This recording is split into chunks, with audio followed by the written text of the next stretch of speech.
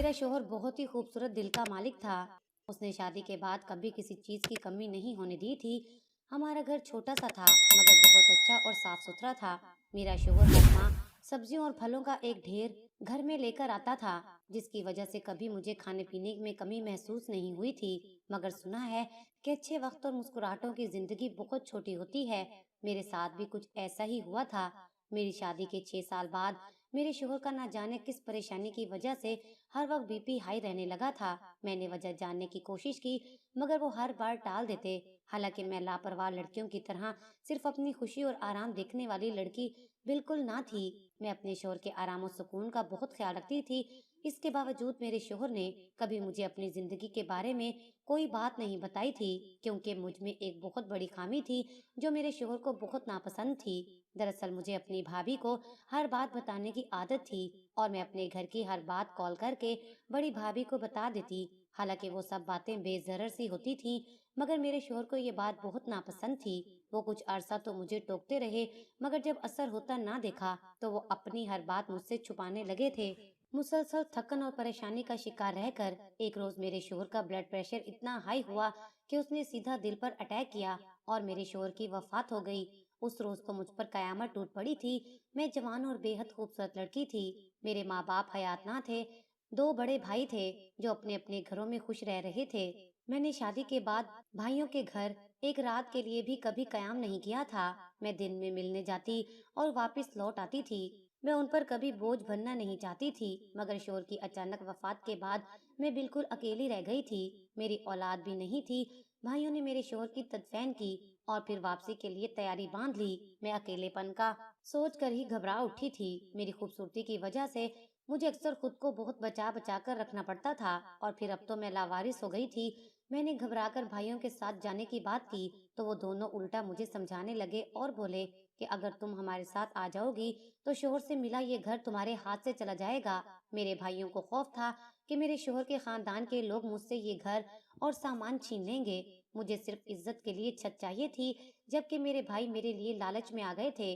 वो मुझे समझाने लगे कि कुछ अर्सा इस घर में रहकर अपने कदम मजबूत करो और फिर चाहे ये घर बेचकर हमारे पास आ जाना। मैं भाइयों की बात पर खामोश हो गई।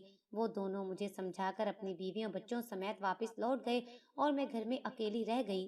कुछ अरसा घर में जान पहचान के लोगों का आना जाना लगा रहा था। फिर कुछ दिन बाद उन लोगों ने भी आना बंद कर दिया और मैं घर में अकेली रह गई। घर में खाने पीने और जरूरत का दूसरा सामान मौजूद था। मुझे उसकी फिक्र ना थी, मगर आखिर सामान भी कब तक मौजूद रहता। मैं भूखी तो नहीं रह सकती थी। अपना पेट पालने के लिए इद्दत पूरी हुई तो मैंने घर से कदम बाहर रखा तो चंद दिनों में ही मेरा दिमाग ठिकाने लग गया।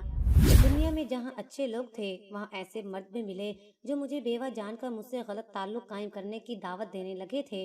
मैं खुद भी इतनी तंग आ गई कि दिल चाहा अपना ये हसीन चेहरा तेजाब से जला दूं ताकि कम से कम जिंदगी में कुछ सुकून मिल सके। मगर ऐसा करने के लिए जो हिम्मत चाहिए थी वो मुझ में बिल्कुल ना थी। इद्दत के दौरान ही घर का राशन खत्म होने लगा था। मेरे पास कुछ पैसे मौजूद थे, मगर बाजार जाकर खरीदारी करने का मसला दरपेश था। मैं कभी बाजार नहीं जाती थी, इसलिए मुझे इन चीजों की कुछ समझ ना थी। मैंने भाइयों को कॉल करके अपना मसला बताया तो भाई मुझे यही समझाने लगे कि अब मैं हर काम खुद किया करूं और खुद में एतमाद पैदा करके घर से बाहर निकलूं। मैं अपने भाइयों के यूं समझाने पर मायूस हो गई थी और पहली बार ऐसे लगा जैसे मैं बिल्कुल अकेली हो गई हूँ। भाइयों का वजूद भी मेरे लिए बेफायदा था। वो मेरा कोई काम करने को तैयार ना थे और मैं बाहर के हालात और लोगों से घबरा रही थी। मैं उन लड़कियों में से बिल्कुल ना थी जो गैर मर्दों से तारीफ वसूल करके खुशी महसूस करती हैं। अभी मैं ऐसी परेशानी में मुब्तला थी कि एक रोज घर के दरवाजे पर दस्तक हुई। मैंने दरवाजे पर जाकर पूछा तो कोई मर्द आया हुआ था। उसने अपना तारुफ हाजी इमाम बख्श के नाम से दिया तो मैं फौरी पहचान गई। हाजी साहब मेरे शोहर के रिश्ते में चचा लगते थे, मगर मेरे शोहर उनसे ज्यादा मिलना पसंद ना करते थे। मगर मैं आज घर में अकेली थी और मैं मुरवत में उनको दरवाजे से वापस नहीं भेज पा रही थी। मजबूरन मैंने दरवाजा खोल दिया और हाजी साहब को अंदर बिठाकर चाय बनाकर पेश की। हाजी साहब ने मुझसे हाल अहवाल लेने के दौरान पूरे घर में नजरें घुमाते हुए जायजा लिया और फिर उठकर बेतकल्फी से किचन की तरफ बढ़ गए।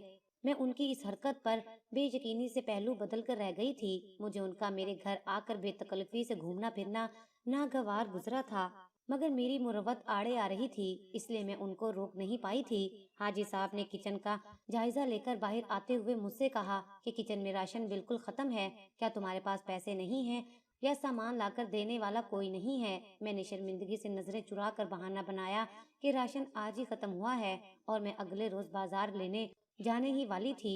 मेरी बात पर हाजी साहब मुस्कुराए और बोले कि फिक्र मत करो, तुम मेरे भतीजे की बेवा हो और इस रिश्ते से मेरी भी जिम्मेदारी बनती है। फिर वो मुझसे इंतजार करने का बोलकर घर से चले गए। मैं उलझी हुई सी दरवाजा बंद करके मगरिब की नमाज पढ़ने चली गई। मैं नमाज पढ़कर फारिग हुई थी कि दरवाजे पर फिर से दस्तक होने लगी। मैंने जाकर दरवाजा खोला, मगर ये देखकर हैरत से मेरी आंखें फटने वाली हो गईं, क्योंकि सामने हाजी साहब खड़े थे और रिक्शा राशन और जरूरत के सामान से भरा हुआ था। हाजी साहब ने वो पूरा सामान मेरे घर में लाकर रख दिया और मुझसे कहने लगे कि आज से वो मेरी सारी जिम्मेदारी खुद उठाएंगे। मैं उनकी शुक्रगुजार थी। मेरे भाइयों ने भी मेरे साथ ऐसा हुस्ने सलूक नहीं रखा था जैसे वो मेरी जिम्मेदारी उठा रहे थे। मेरी जिद के बावजूद हाजी साहब ने मुझसे इस सामान का 1 रुपया भी नहीं लिया था और सामान भी मेरी जरूरत से कहीं बढ़कर था। मगर उनकी बातें मुझे बहुत अजीब लग रही थी। वो बार बार मुझे समझा रहे थे कि अब तुम्हारा दुनिया में कोई अपना और पुरखलूस रिश्ता नहीं है। तुम जवान हो और दुनिया तुम्हारा इस्तेमाल करने का कोई मौका हाथ से नहीं जाने देगी। इसलिए बेहतर है कि अब तुम मुझे अपना समझो और अपनी हर परेशानी मुझसे कह दिया करो। मैं तुम्हें कभी मायूस नहीं करूंगा। इस किस्म की बातें सुनकर मुझे अजीब लग रहा था, मगर मैं मजबूरन खामोश रही। मैंने जल्दी जल्दी में अच्छा सा खाना बनाया और हाजी साहब को खाना पेश किया, क्योंकि मैं चाहती थी वो जल्द खाना खाकर यहाँ से चले जाएं। रात हो रही थी और मैं यही सोचकर घबरा रही थी कि अगर हाजी साहब रात हो जाने पर रुक गए तो मैं क्या करूंगी। मैं एक बेवा औरत थी। एक गैर और नामहरम मर्द का मेरे घर में मौजूद होना मोहल्ले वालों के सामने मेरा किरदार मशकूक बना सकता था। मैंने खाना लगाया तो हाजी साहब खाना खाने के दौरान भी वैसे ही बातें दोहराते रहे और फिर खाना खाने के बाद उठ खड़े हुए। जाने से पहले भी मुझे बार बार हिदायत दी और अपना फोन नंबर मुझे देकर चले गए। मैंने शुक्र का सांस लिया था। अब मेरा किचन फिर से भर चुका था। मेरे दिल में हाजी साहब के लिए कदर बढ़ गई थी। पूरा महीना मेरा पुरसकून से गुजरा था, मगर मुझे घर से बाहर जाने की जरूरत पेश महसूस न हुई थी। भाइयों ने कॉल करके झूठे मुंह पूछा तो मैंने हाजी साहब की मेहरबानी बता दी थी। मुझे लगा कि मेरे भाई शर्मिंदा होंगे और आइंदा के लिए मेरी हर जरूरत खुद पूरी करेंगे। मगर उस वक्त मेरी आंखों से आंसू निकल आए जब वो मेरी बात सुनकर खुश हो गए और बोले कि हाजी साहब का नंबर महफूज रखना, वो आए तो उनकी खूब इज्जत करना। ऐसे इंसान की कदर करनी चाहिए। मैं अपने भाइयों की बात पर मायूस हो गई।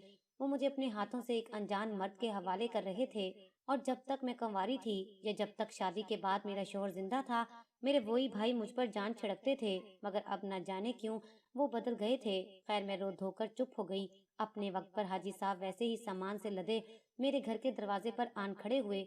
मैं ये सब देखकर बेसाख्ता शर्मिंदा हो गई। अभी मेरे घर पहले वाला सामान भी मौजूद था। मैंने सुना था कि दुनिया में आजकल हर भलाई की एक कीमत होती है। मैं भी ये सोचकर परेशान हो रही थी कि हाजी साहब मेरे साथ ये मेहरबानी क्यों कर रहे हैं। हाजी साहब ने वैसे ही मेरे इनकार करने के बावजूद सारा सामान घर में लाकर रखा और खुद भी इत्मीनान से बैठ गए। मैंने सामान समेटकर खाना बनाया और चाय वगैरह बनाकर हाजी साहब को पेश की। उस रोज भी वो मेरे साथ रात देर तक बैठकर बातें करते रहे और फिर खाना खाकर वापस लौट गए। फिर ये मामूल चल निकला था। हाजी साहब हर माह राशन लेकर मेरे घर आते और कितनी ही देर बैठकर बातें करते रहते। शुरू में हाजी साहब की बातें अपनायत भरी होती थीं, मगर फिर आहिस्ता आहिस्ता उनकी बातें मेरे गिर्द घूमने लगीं। वो मेरे सलीके और मेरे हाथ के जायके की तारीफ करते रहते। मैं उनकी बातों से परेशान होती थी, मगर मेरी मजबूरी थी और मुझे ये एहसास सताता था कि मैं उन पर बोझ बनी हुई हूँ। मुझे कुछ ही अरसे में ये फिक्र होने लगी कि मैं कैसे सारी उम्र हाजी साहब के सर पर सवार रहकर गुजारा करूंगी। फिर एक रोज मुझ पर हाजी साहब का एक ऐसा रूप आश्कार हुआ कि मेरे रोंगटे खड़े हो गए। उस रोज तो मेरे जिस्म से जान निकल गई और मुझे शिद्दत से एहसास हुआ कि औरत अगर अकेली हो तो उसका होशियार होना बहुत जरूरी है और मुझ जैसी सादा और डरपोक लड़की का इस दुनिया में गुजारा बहुत मुश्किल था। एक मामूल का दिन था। महीने का आगाज हुआ तो हाजी साहब वक्त पर राशन लेकर पहुंच गए थे। मैंने हस्बे मामूल घर में फैले सामान को समेटते हुए एक बड़े शापर में हाथ मारा तो मेरे हाथ में एक मजबूत रस्सी आ गई। मैंने हैरत से उस शापर में झांका तो मेरी नजर जिस चीज पर पड़ी वो मेरे होश उड़ा गई थी। मेरे लबों से बेसाख्ता अस्तगफिरुल्लाह निकला था।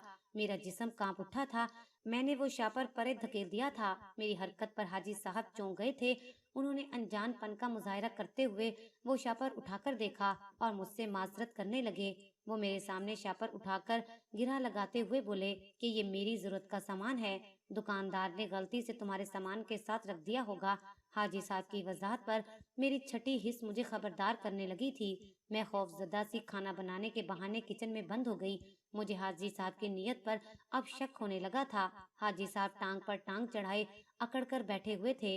मैं पिछले कुछ माह से लगातार हाजी साहब से राशन पानी लेकर उनकी मकरूज हो चुकी थी।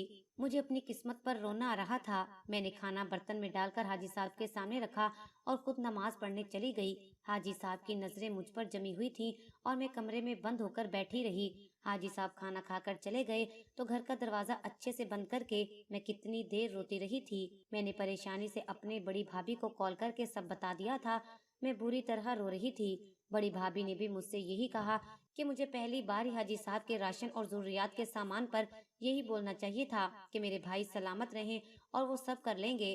भाभी की इस बात पर मैंने दुखी लहजे में भाइयों का रवैया भाभी के सामने खोलकर रख दिया, जिस पर बड़ी भाभी एक पल के लिए बिल्कुल खामोश हो गई थी। मेरी भाभियां मेरे भाइयों की इस हरकत से बिल्कुल अनजान थीं या फिर वो अनजान बनने की कोशिश कर रही थीं।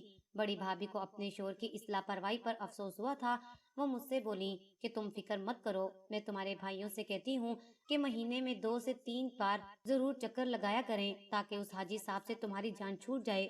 मेरी तन्हाई और घबराहट पर बड़ी भाभी ने मुझे दिलासा दिया कि अगर मुमकिन हुआ तो वो जल्द मुझे अपने पास बुला लेंगी। भाभी मुझे बता रही थी कि मेरे भाइयों का काम आजकल बहुत बढ़ चुका है। मेरे भाई घरों को पेंट करने का काम करते थे। महंगाई की वजह से वो अब ज्यादा से ज्यादा काम करते थे और अक्सर जगहों पर रात देर तक काम करके जल्दी से जल्दी काम खत्म करते थे और इसी वजह से वो रात को देर से घर आते थे। भाभी ने फिर भी यकीन दिलाया कि वो जल्द चक्कर लगाएंगी। मैं उनके सामने तो खामोश हो गई, मगर मुझे बड़ी भाभी पर अब भी यकीन नहीं आ रहा था। मुझे लगा वो मुझे बहला रही हैं। मुझे मेरे हालात ने लोगों से मुंतफिर कर दिया था। मेरा दिल अपने भाइयों से भी बुरा होने लगा था। मेरी रातों का सुकून बर्बाद हो गया था। इतनी खौफजदा तो मैं अपने शोहर की मौत पर नहीं हुई थी। मैं अगले माह से पहले पहले इस घर से चली जाना चाहती थी और मुझे अब ये खौफ भी सताने लगा था कि कहीं हाजी साहब किसी रोज महीने से पहले ना आ जाएं। मैं तो ये भी नहीं जानती थी हाजी साहब की रिहाइश कहाँ है। ना जाने वो मेरे घर के करीब रहते थे या किसी दूसरे शहर से मुझे मिलने आते थे। मेरा खौफ चंद दिनों में ही बहुत बढ़ गया था। आजकल सर्दी भी बहुत ज्यादा थी। सारे शाम लोग अपने घरों में बंद हो गए थे। मैंने खाना खाकर ईशा की नमाज पढ़ी और किचन का सामान समेटने लगी। उस वक्त दरवाजे पर अचानक दस्तक होने लगी। मैं रात के वक्त दरवाजे पर होने वाली अचानक दस्तक पर पहले तो डर गई थी। इस वक्त न जाने कौन आया है, मगर फिर मुझे अपने भाइयों का ख्याल आया कि यकीनन वो मुझसे मिलने आए होंगे। मैंने जल्दी से जाकर दरवाजा खोल दिया, मगर अपने सामने हाजी साहब को देखकर मेरे औसान खता हो गए थे। हाजी साहब मेरे यूं दरवाजा खोलने पर मुस्कुराने लगे और बोले कि लगता है तुम किसी का इंतजार कर रही थी। ये कहकर हाजी साहब घर में चले आए। उनके हाथ में वही शापर भी मौजूद था। आज वो अकेले भी ना थे, बल्कि उनके साथ एक और मर्द भी मौजूद था। मेरी हालत ऐसी हो चुकी थी कि जैसे मेरा सारा खून खुश्क हो चुका हो और रूह बस परवास करने ही वाली हो। हाजी साहब ने अपनी बात का आगाज किया और मुझे अपने आने की वजह बयान की, जिसे सुनकर मेरी जान निकल गई थी। हाजी साहब ने मेरे सामने वो शापर रखा और बोले कि तुम खामोशी से मेरा मुतालबा मान जाओ या फिर मैं इन सब चीजों का इस्तेमाल करूंगा। मैं ऐसी चीजों का आदी हूँ और मुझे अच्छा इंसान बिल्कुल मत समझना। मैं इसी लालच में तुम्हारा ख्याल रखता रहा हूँ और तुम पर पानी की तरह पैसा बहाया है और अब मैं अपना पैसा वसूल करना चाहता हूँ। मैंने हाजी साहब की बात पर खौफजदा नजरों से उस शापर को देखा, जिसमें उस रोज मैंने रस्सी और एक नोकीला चमकता हुआ चाकू और एक ब्लेड देखा था। मैं वो सामान देखकर खौफजदा हो गई थी और उस वक्त भी मेरा कुछ ऐसा ही हाल हो रहा था। मुझे अब समझ आ रहा था कि उस रोज हाजी साहब ने मुझे जानबूझकर वो सामान दिखाकर धमकाया था ताकि मैं उनसे डर कर रहूं। मेरा पूरा वजूद पसीने में नहा चुका था। वो सब देखकर मैं हाजी साहब का मुतालबा मान लेने पर मजबूर हो रही थी। मगर इससे पहले कि मैं हाँ कहती, घर का दरवाजा खुला और मेरे भाई और भाभियां घर में दाखिल हुए। मैं उन्हें देखकर यकदम जी उठी थी, जबकि हाजी साहब अचानक उन सबको सामने पाकर घबरा गए थे। उन्होंने जल्दी से वो शापर उठाकर छुपा लिया।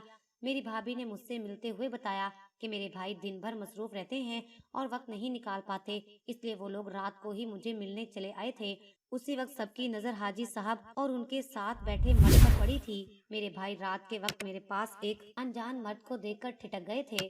मैंने अपने भाइयों को तारुफ दिया कि ये वही हाजी इमाम बख्श है जो मेरे मरहूम शोहर का रिश्ते में रिश्ता लगता है, और आज अचानक रात के वक्त किसी मर्द के साथ वो क्यों आ गया है, मैं नहीं जानती। मैंने हाजी साहब को नफरत भरी निगाह से देखकर बात बताई थी।